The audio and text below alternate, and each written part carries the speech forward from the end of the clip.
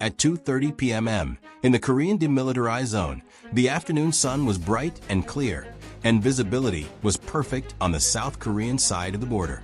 Around 200 U.S. Marines were taking part in a routine joint training exercise with South Korean soldiers.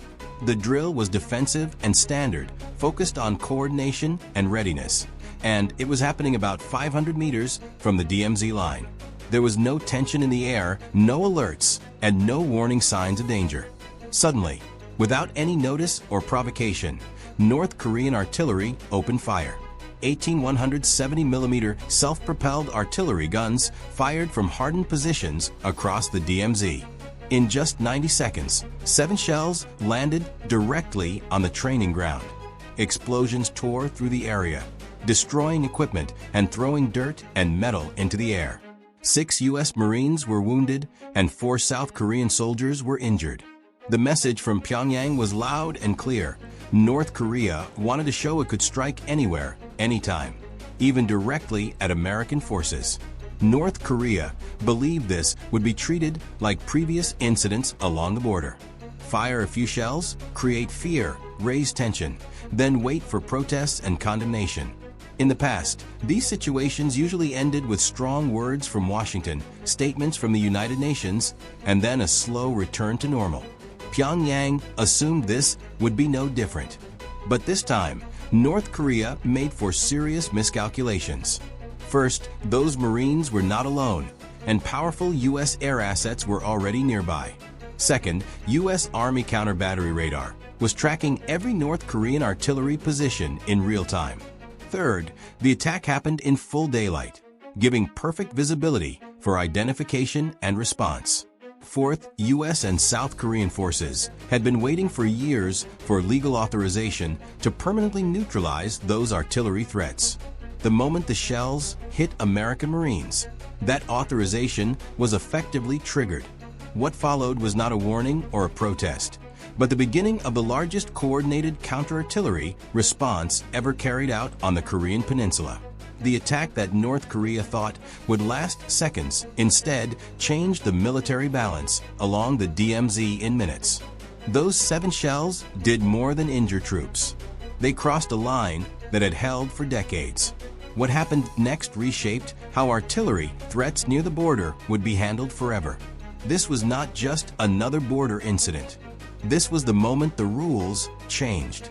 The Korean Demilitarized Zone stretches roughly 4 kilometers wide and 250 kilometers long, making it the most heavily fortified border on Earth.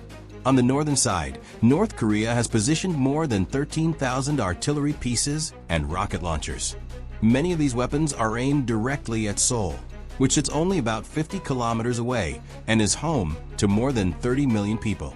For over 70 years, these guns have acted as both a threat and a deterrent. They rarely fire, but their presence alone has shaped every military plan on the peninsula. South Korea and the United States have trained for decades under the assumption that if war ever begins, these guns would fire first, raining thousands of shells on civilian and military targets within minutes. That scenario has always been considered the worst-case nightmare. Massive destruction, civilian panic, and overwhelming chaos. But one question remained mostly theoretical. What happens if North Korea uses those guns during peacetime against American forces? On this day, that question was answered. Earlier that morning, at 11 a.m., Marines from 3rd Battalion, 5th Marines arrived at a training site about 3 kilometers south of the DMZ. The exercise was routine and familiar, something both forces had done many times before. The goal was coordination, communication, and readiness, not combat. Before training began, Colonel James Reeves, the Marine Battalion commander, gathered his troops and spoke clearly. He reminded them that this was a sensitive area, only a few kilometers from North Korea. He stressed professionalism, discipline, and alertness. But he also made it clear that this was a training day. There would be no live ammunition, no aggressive movement, and no provocation. Everything about the exercise followed established rules meant to avoid escalation. For hours, the training proceeded calmly, just as planned. At 2:15 p.m., However, U.S. counter-battery radar systems detected unusual movement north of the DMZ. North Korean artillery units were repositioning and adjusting their guns. The information was immediately sent to U.S. 8th Army headquarters in Seoul. While the movement was concerning, it was not unheard of. North Korea frequently conducted artillery drills, often firing into the sea or within its own territory.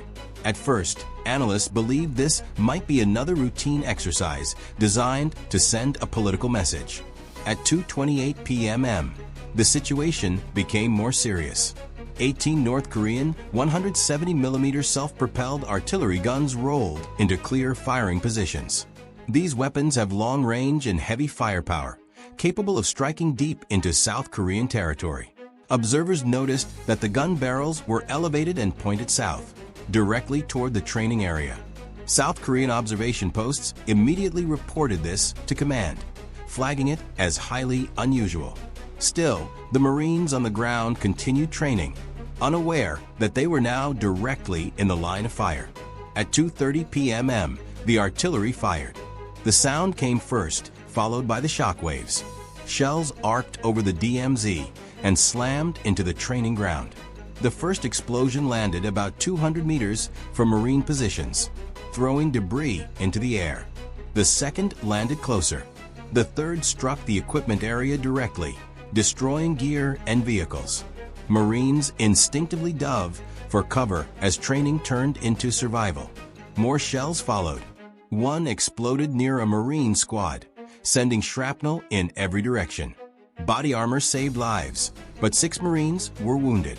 Another shell hit a South Korean position, injuring 4 soldiers.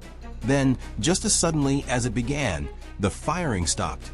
The entire attack lasted only 90 seconds. 7 shells, 10 wounded soldiers, equipment destroyed. At 2:36 p.m., Colonel Reeves was already on the radio, reporting casualties, confirming the source of the fire, and requesting immediate action. North Korea may have believed the incident was over. In reality, it had only just begun. This is Dark Horse 6. We are taking artillery fire from North Korea. Multiple impacts on our position. We have wounded personnel. I repeat, we are under active artillery attack.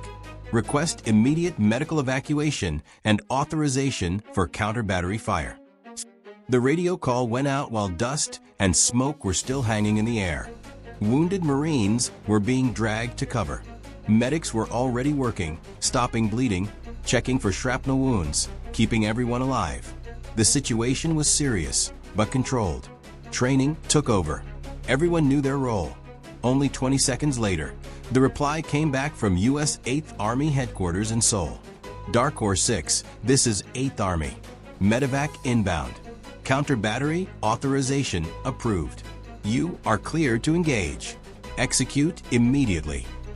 That one sentence changed everything. Because while North Korean shells were still falling, U.S. counter-battery radar systems had already done their job. The radar tracked every shell in the air, calculated its flight path, and traced it back to where it was fired from.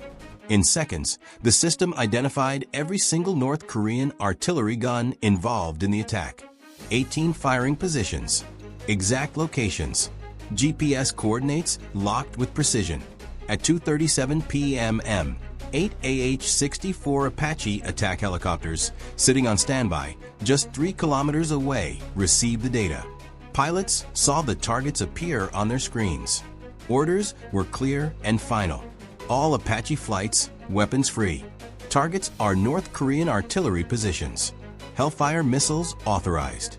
Destroy those guns. At the same time, South Korean forces were moving. At 2:38 p.m., for K9 Thunder, self-propelled howitzers positioned near the border received their fire mission. These were modern, fast-firing artillery systems designed specifically to hunt enemy guns.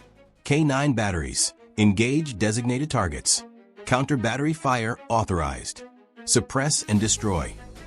1 minute later, at 2:39 p.m., 6 U.S. Mars rocket artillery systems near the DMZ locked onto their targets. Coordinates already loaded. Crews waiting for the final word. HIMARS units, you are cleared hot. Fire for effect. At 2:40 p.m., the counterstrike began. But this was not just revenge for the 7 shells that hit the training ground.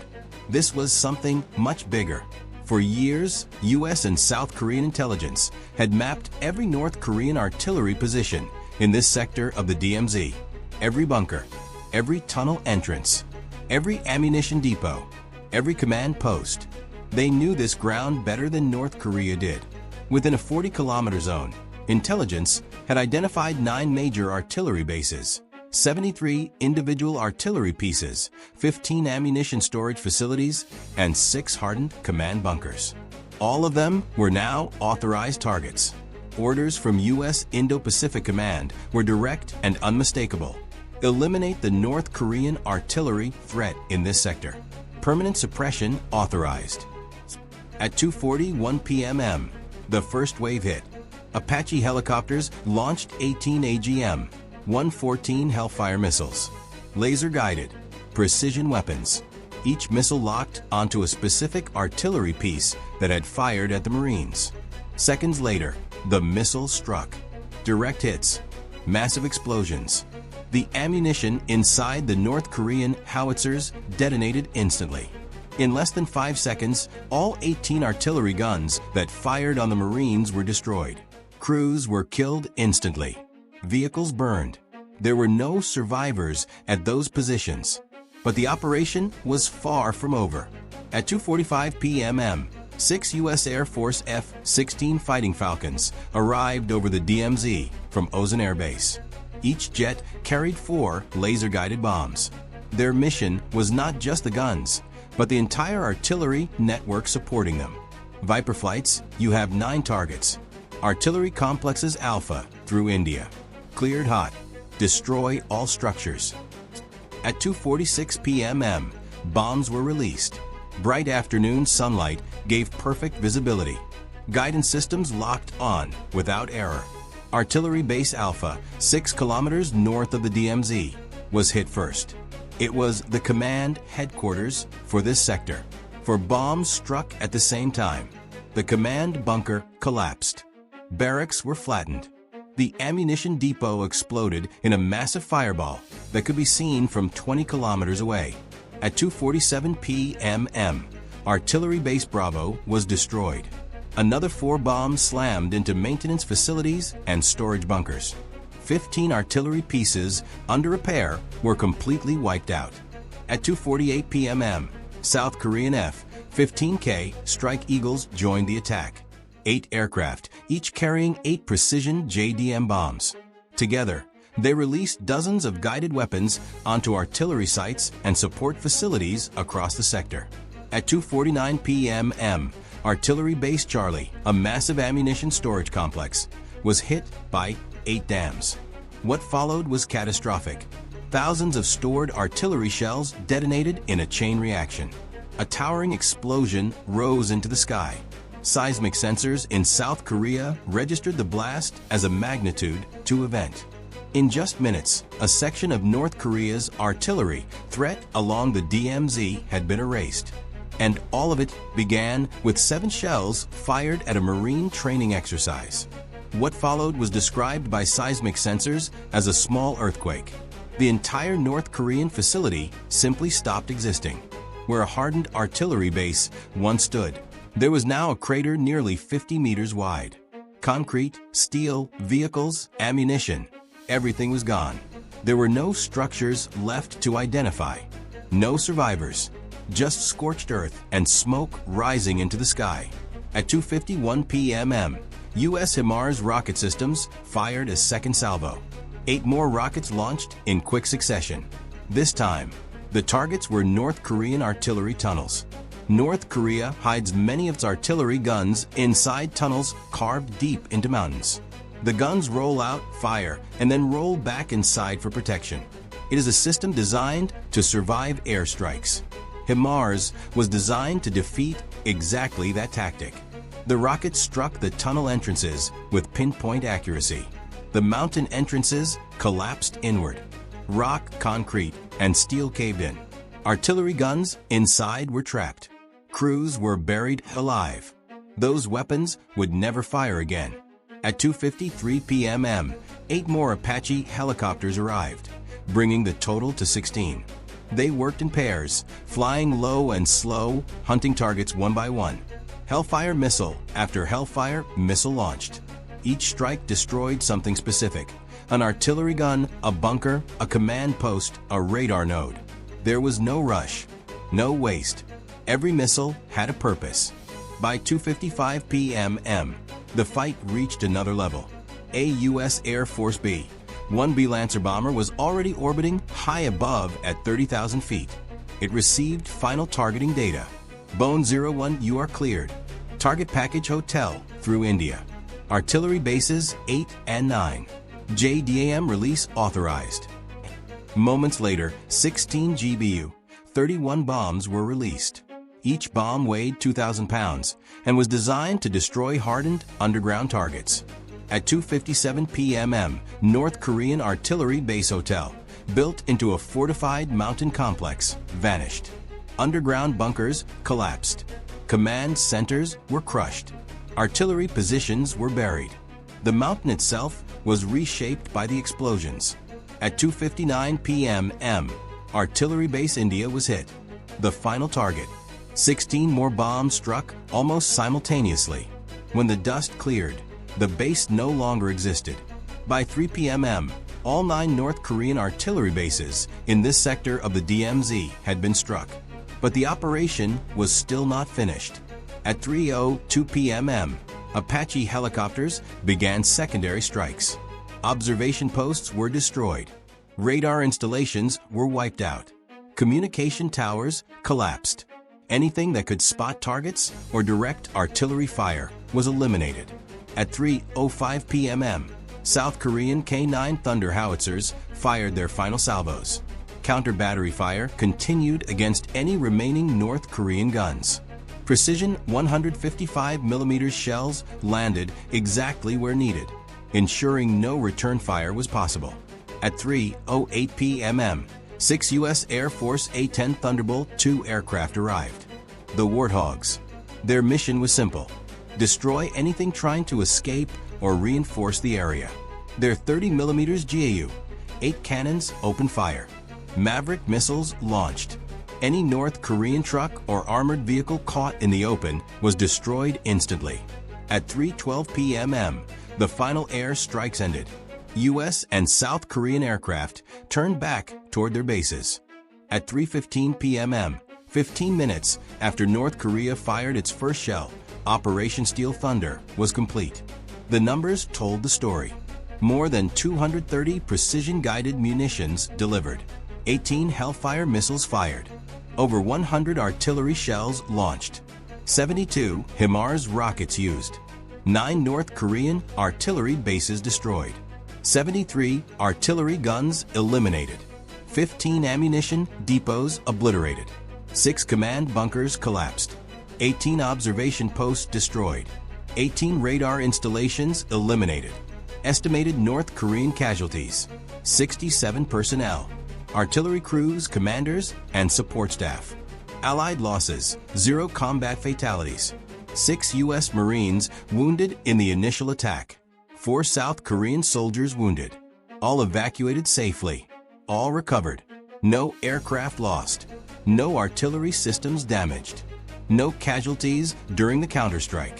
The artillery balance along this section of the DMZ had fundamentally changed. North Korea fired 7 shells at American Marines.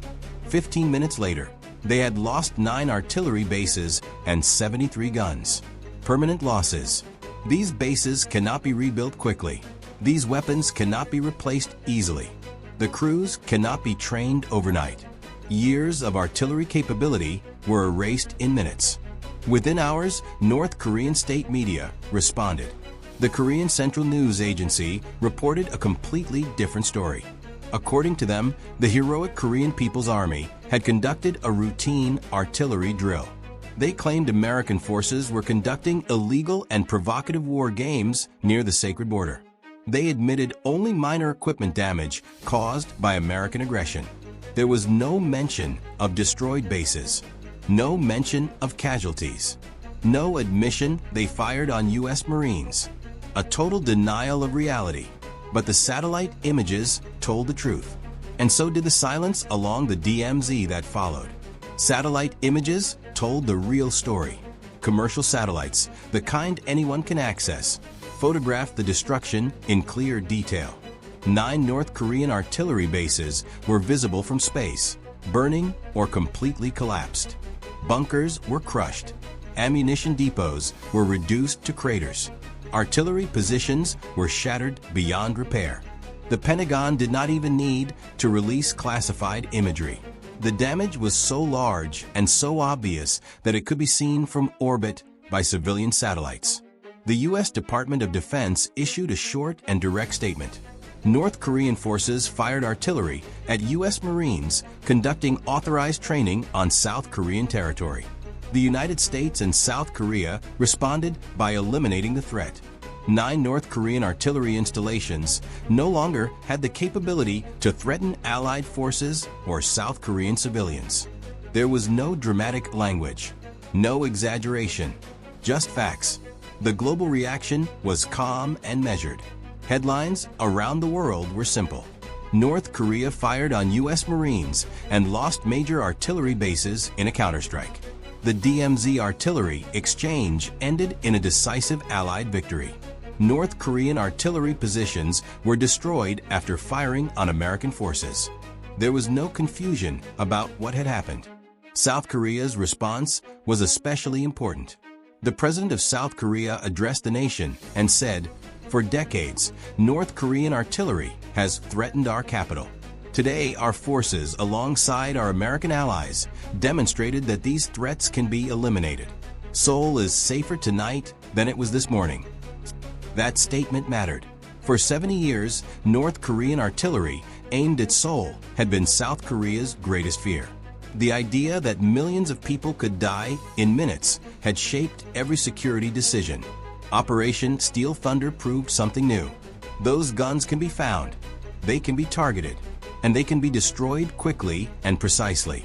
North Korea lost 9 artillery bases in 15 minutes. That raised an obvious question. What about the rest of their artillery along the DMZ? The message was clear. Those positions can be eliminated too, if North Korea fires first. The strategic impact was huge. North Korea's artillery has always been its main conventional deterrent. Thousands of guns aimed at Seoul, based on the belief that Allied forces could not destroy them fast enough to prevent mass casualties. Operation Steel Thunder challenged that belief. 9 bases and 73 guns were eliminated in minutes, in daylight, with precision. If war ever came, the assumption that Seoul would be devastated before a response was no longer guaranteed. China watched closely. It did not condemn the strike. It did not support North Korea. It simply observed. What China saw was that Allied precision strike capability was more advanced and more coordinated than expected. Russia remained silent. Most importantly, North Korea did nothing. There was no retaliation, no escalation, no follow-up attack. They understood exactly what had happened. They fired 7 shells during a training exercise and permanently lost 9 major artillery installations. If they escalated further, the losses would only grow. The 6 U.S. Marines wounded in the initial attack all recovered fully and returned to duty within weeks. The 4 South Korean soldiers also recovered with no permanent injuries. The training ground was repaired and operational again within 10 days. Meanwhile, the North Korean artillery bases remained destroyed, unusable, and impossible to replace quickly. This is the asymmetry of modern warfare. North Korea fired artillery. Allied forces responded with precision missiles, aircraft, and coordinated counter-battery fire. North Korea cannot replace what it lost. Allied forces barely used a fraction of their available power. At 2:31 p.m. on the Korean DMZ, under a bright afternoon sun, North Korea fired artillery at U.S. Marines conducting training. 7 shells, 6 Marines wounded. At 3:15 p.m., 15 minutes later, 9 North Korean artillery bases were destroyed. 73 guns eliminated. 15 ammunition depots obliterated. 67 North Korean casualties. Allied casualties during the counterstrike, 0. North Korea believed they could fire on American forces during peacetime and face limited consequences. Instead, they learned a hard lesson. Firing at Marines means losing your artillery capability permanently. This was Operation Steel Thunder. 15 minutes. 9 bases silent forever. 73 guns destroyed. The artillery balance along the DMZ was changed. Never fire at American forces. Never attack during training exercises. Never assume the response will be proportional. Because 7 shells fired can mean 9 bases destroyed. 6 Marines wounded can mean 73 guns eliminated. This is modern warfare. This is precision retaliation. This is what happens when you fire at Marines.